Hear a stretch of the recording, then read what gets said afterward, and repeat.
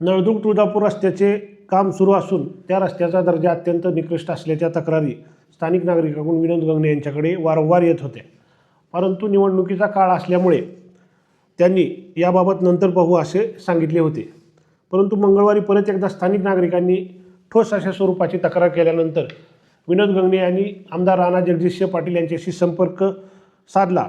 त्यानंतर आमदार राणा जगजितसिंह पाटील यांनी त्यांचे कर्मचारी व राष्ट्रीय महामार्ग प्राधिकरणाचे अभियंता व अधिकारी यांना या कामावर प्रत्यक्ष पाहणीसाठी पाठवलेले होते. ते अधिकारी कामाचा दर्जाची पाहणी करत असताना तेथे महाविकास आघाडीच्या कार्यकर्त्यांनी येण्याचं प्रयोजन काय? कामाच्या दर्जावरून विचारलेल्या प्रश्नाला उत्तर देण्याऐवजी त्याला राजकीय रंग देण्याचा प्रयत्न महाविकास आघाडीकडून केला जात आहे. घडलेली घटना नक्की दुर्दैवी आहे. तिचे समर्थन कोणीही करणार नाही. या प्रकरणात पोलीस प्रशासनाने तातडीने पावले उचलली असून जे दोषी आहेत त्यांच्यावर कठोर कारवाई झाली पाहिजे ही आमची स्पष्ट मागणी आहे. आमदार राणा जगजितसिंह पाटील यांनी याबाबत प्रशासनाला सक्त सूचना दिलेल्या आहेत.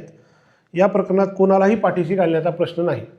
परंतु जे प्रकरण मूळतः रस्त्याच्या निकृष्ट दर्जावरून सुरू झालेलं आहे त्याला राजकीय रंग देण्याचा नेहमीप्रमाणे प्रयत्न हे काँग्रेसचे जिल्हाध्यक्ष धीरज पाटील हे करत आहेत. वास्तविक अशा संवेदनशील विषयावर त्यांनी घाणेरडे राजकारण करू नये.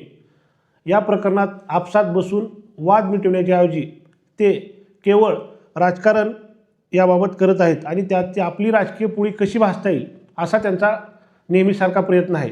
वास्तविक मागील काही दिवसापासून तुळजापूरची बदनामी कोण करत आहे हे तुळजापूरच्या जनतेला पूर्णपणे माहीत आहे.